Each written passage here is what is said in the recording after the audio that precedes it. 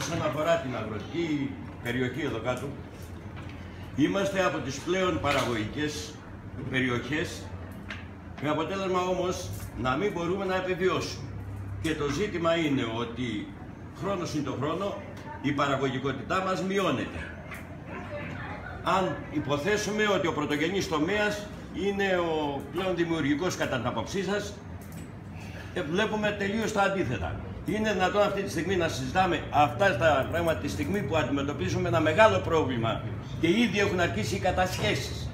Και αυτό είναι ένα πολύ σοβαρό θέμα. Έχουν ήδη αρχίσει οι κατασχέσεις και από το Σεπτέμβριο θα έχουμε πολλά περισσότερα πράγματα. Λοιπόν, με αυτές τις πολιτικές των μνημονίων, τις οποίες τις αποδέχεστε και τις υποστηρίζετε. Αυτά είχα να πω.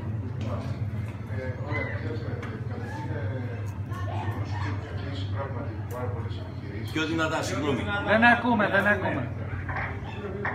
Λοιπόν, το γεγονός ότι έχουν κλείσει. Λοιπόν, το γεγονός ότι έχουν κλείσει πάρα πολλές επιχειρήσεις είναι δεδομένο. Αλλά αυτό δεν σημαίνει ότι πρέπει να μην κάνουμε τίποτα ή να μείνουμε πισταγμένοι. Είναι μια συνέπεια μια συγκεκριμένη πολιτική όμως.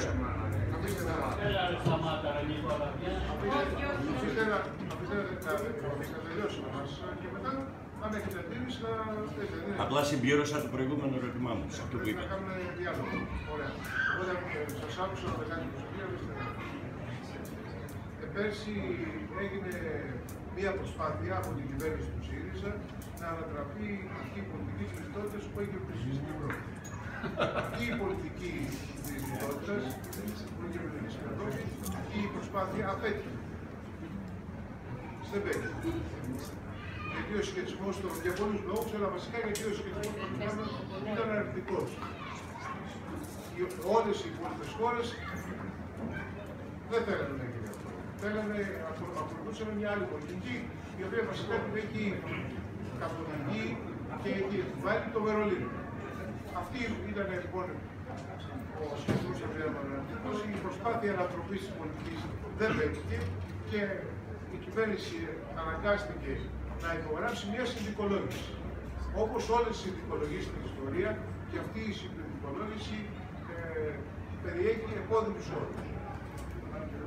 Όρους επώδυνους παρόμοιους με αυτούς που είχαν και οι συνδικολογίες των προηγούμενων κυβερνήσεων. Το ερώτημα τώρα που έχουμε είναι να μπορέσουμε να βρούμε μια άκρη σε όλο αυτό, να μην μαλώνουμε μεταξύ μας και να κοιτάξουμε σταδιακά, κάνοντας συμμαχίες με όλη την Ευρώπη, να ανατρέψουμε αυτή την πολιτική. Γιατί ξέρετε ότι αυτή η πολιτική που ζείτε εσείς εδώ και που σωστά τη διεκπραγωθείτε, είναι η πολιτική που συμβαίνει σε όλες τις ευρωπαϊκές χώρες, ιδίως στις φτωχές χώρες του Νότου.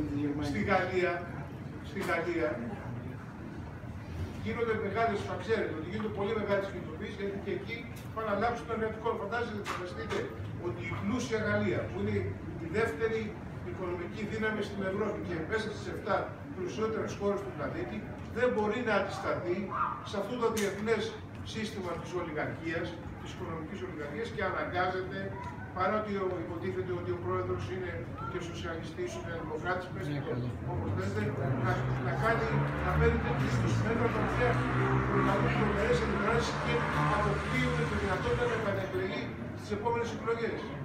Άρα κάτι άλλο πιο βαθύ συμβαίνει εδώ πέρα.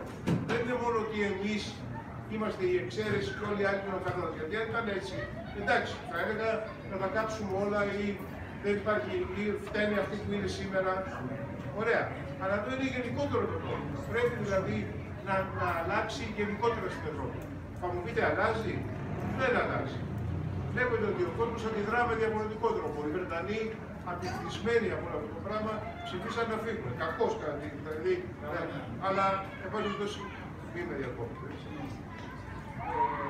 Λοιπόν, άρα, αντί λοιπόν να περάσουμε στο ζουμί μας, αντί να προσπαθούμε ο ένας να βγάζει τα μάτια του άλλου, πρέπει να κοιτάξουμε να υπάρξει μια συμφωνία σε ορισμένα βασικά πράγματα και να προχωρήσουμε προς τα διορθώνοντας τις αδυναμίες και κοιτώντας μήπως αλλάξει το διεθνές περιβάλλον για να μπορέσουμε να υπερβηθούμε και να ανακάμψουμε.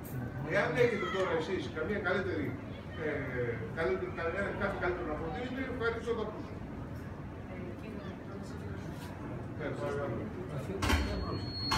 Θα ήθελα να πω ότι σε αυτό το δύσκολο και δυσμενές περιβάλλον που περιέγραψε τώρα ο Στέλιος Κούλογλου, η κυβέρνηση του ΣΥΡΙΖΑ κάνει πολλά βήματα και έχει κάνει να σταθεροποιήσει αυτή την κατάσταση, αυτόν τον κατήφορο που είναι τα τελευταία 6 χρόνια η χώρα μας. Και δεν γίνεται αυτό να γίνει, δεν μπορεί να γίνει αλλιώς, αν δεν ρυθμιστεί αυτό το τεράστιο χρέος που οι προηγούμενες κυβερνήσεις λέγανε ότι είναι βιώσιμο. Μετά από αυτή τη δύσκολη συμφωνία λοιπόν που υπογράφτηκε, ξέρετε ότι έχουν γίνει ορισμένα βήματα. Να σταθεροποιήσουν, να φτιάξουν ένα οικονομικό περιβάλλον τέτοιο, ένα πλαίσιο που να μπορέσει εκεί επάνω να χτιστεί ένα οικοδόμημα. Και μέχρι την ώρα όλη αυτή η ιστορία αργά αλλά σταθερά πηγαίνει καλά. Με ποια έννοια? Ότι η αξιολόγηση πρώτη της συμφωνίας έκλεισε θετικά, ψηφίστηκε, ανακεφαλοποιηθήκαν οι τράπεζες, να μπορέσει να λειτουργήσει η οικονομία. Ψηφίστηκε ένας... Λειτουργεί. Εννοείται ότι θα λειτουργήσει. Η κοινωνία πρέπει να αναταχθεί, αλλά αυτό δεν γίνεται με μαγικά ραβδιά, κύριε, και το ξέρετε. Και πρέπει να ξέρετε ότι ψηφίστηκε ένας αναπτυξιακός νόμος που ευνοεί την επιχειρηματικότητα και όχι μόνο την ευνοεί τον πρωτογενή τομέα, τον αγροτοδιατροφικό τομέα, δίνει πολύ μεγάλες ενισχύσεις στους νέους αγρότες, υπάρχουν προγράμματα, υπάρχουν σύμβουλοι, οι συνεταιρισμοί αναδιατάχθηκαν και ο νόμος για τους συνεταιρισμούς και κάθε μέρα γίνονται βήματα στο να γυρίσει σελίδα αυτή η χώρα. Και είναι πολύ ενδιαφέρον και γίνονται συζητήσεις από το Υπουργείο Γεωργίας, οι άνθρωποι που ασχολούνται με τα αγροτικά, να δούνε πώς μπορεί το προϊόν που παράγεται εδώ να παραχθεί με καλύτερο τρόπο, με μικρότερο κόστος, να τυποποιηθεί και να βοηθηθούν οι εξαγωγές. Όλα αυτά έχουν δρομολογηθεί, υπάρχει ένα ΕΣΠΑ, υπάρχει παραδοτεξιακός νόμος και όλα αυτά να δρομολογηθούν και να αλλάξει σελίδα η χώρα. Και νομίζω ότι αρχίζει να γίνεται και να φαίνεται. Ο κύριος από πίσω και μετά εσύ. Και μετά εγώ. Ωραία. Θα σας δώσω τον λόγο. Καλησπέρα. Κατά φημισμό είμαστε η τρίτη χώρα παραγωγής ελαιολάδου στον κόσμο. Στην πραγματικότητα, στο Διεθνές Συμβούλιο Ελαιολάδου δεν έχουμε κανέναν αντιπρόσωπο. Έχει αντιπρόσωπο η Τουρκία που θα έχει το 7%, έχει η Τινησία που έχει το 7% και τον πρόεδρο και η Ισπανία 23 μέλη από τα 30. Η Ελλάδα, η Ιταλία και η Πορτογαλία που έπρεπε να συνεργαζόμαστε για να προωθήσουμε αυτό το ποιοτικό ελαιόλαδο προϊόν που έχουμε, το ελαιόλαδο, δεν συμμετέχει πουθενά. Η κυβέρνηση που μας αντιπροσώπευσε στο Διεθνές Συμβούλιο? Οι Τούρκοι τους εκβίαζαν και έβγαλαν το διευθύνοντα σύμβουλο. Το ένα είναι αυτό. Το άλλο είναι για τα καφενεία, για την παραγωγή των καφενείων. Πράγματι, ο καφενές είναι τους αγρότες, ειδικά στην περιοχή μας, ο τόπος αναφοράς των γεροντέρων, των γεροντών και των νέων ανθρώπων. Εκεί είπανε τα προβλήματά τους, προγραμματίσανε την καλλιέργεια, αλλά όπως φαίνεται η κυβέρνησή μας, η σοσιαλιστική, η αριστερή, θέλει να τα κλείσει και θέλει τα φασφουτάδικα και αυτά.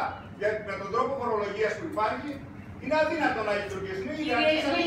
Μην λέτε ψέματα, παραπληροφορείτε το έργο. Και κλείνουνε. Σας παρακαλώ, λέτε πράγματα που είναι αλήθεια.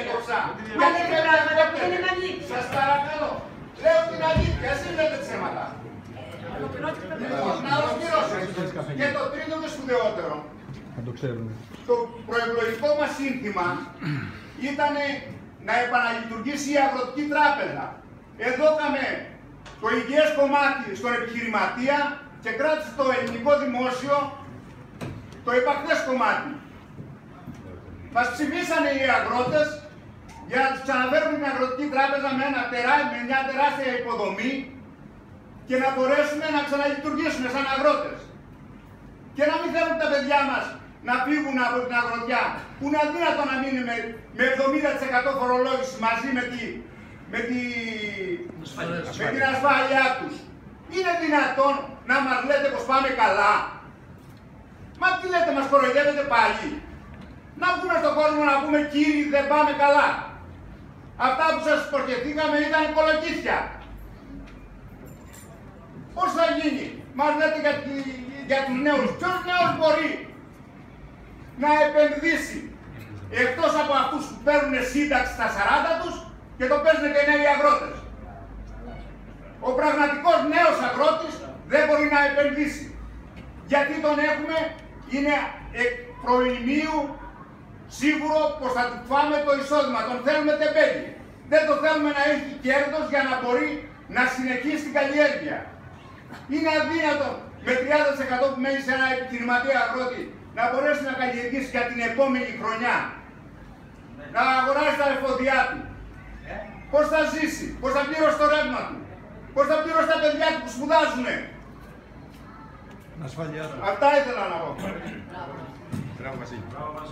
Οι περισσότεροι είναι αγρότες. Θέλω να σας πω το εξής, ότι τα καφενεία, τα περιβόητα που λέτε, σε περιοχές με πληθυσμό κάτω από 2.000 κατοίκους, φορολογούνταν όπως ακριβώς και οι αγρότες. Το ίδιο καθεστώς ισχύει και τώρα. Το άρθρο 40, παράγραφος 3 του τελευταίου νομοσχεδίου. Δεν έχει αλλάξει, κύριε, παραπληροφορείτε τον κόσμο. Το δεύτερο είναι ότι κανένας δεν είναι... Είναι όπως φέρω στα μισά καφενεία θέλουν να κλείσουν, τι λέτε? Λέτε εγώ να πληρώσουν το ρεύμα και την ασφαλειά τους, τι λέτε? Μα τι λέτε? Που επιβάλλατε κάτω από 2.000.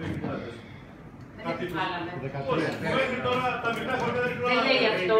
Λέει ότι λέει ακριβώς κάτι που δεν ανταποκρίνεται στην πραγματικότητα. Ότι δηλαδή τα καφενεία φορολογούνται σαν ελεύθεροι επαγγελματίες. Είναι καφετζής ο άνθρωπος, τι λέτε? Βεβαίως, σαν ελεύθεροι επαγγελματίες φορολογούνται. Δεν φορολογείστε έτσι, κύριε. Σαν ελεύθερος επαγγελματίας. Όχι, κύριε. Ρωτήστε τον λογιστή σας. Δεν φορολογείστε έτσι. Εγώ να ρωτήσω τον Να ρωτήσετε, Δεν βεβαίως. ξέρω εγώ Δεν που ξέρω. δεν έχω πληρώσει το ρεύμα μου, που δεν μπορώ να πληρώσω το ενίκιο και τους υπαλληλούς μου. Ξέρετε εσείς το καλύτερο επάγγελμα να σας πω ποιο είναι, κυρία μου, του βουλευτή. Σίγουρο εισόδημα και μεγάλο. Λοιπόν, Όλοι οι άλλοι είμαστε να μην τα κορόιδα της παρέας. ένα λεπτό. Σας ακούσαμε να μας ακούσετε. Πες τα. Άρα λοιπόν δεν ανταποκρίνεται στην πραγματικότητα αυτό που λέτε. Δεν έχει καμία σχέση. Το καφενείο όπως λειτουργούσε τα 6 χρόνια της κρίσης λειτουργεί και σήμερα. Δεν έχει αλλάξει. Το λέτε εσείς και το λέμε εμείς που το βιώνουμε.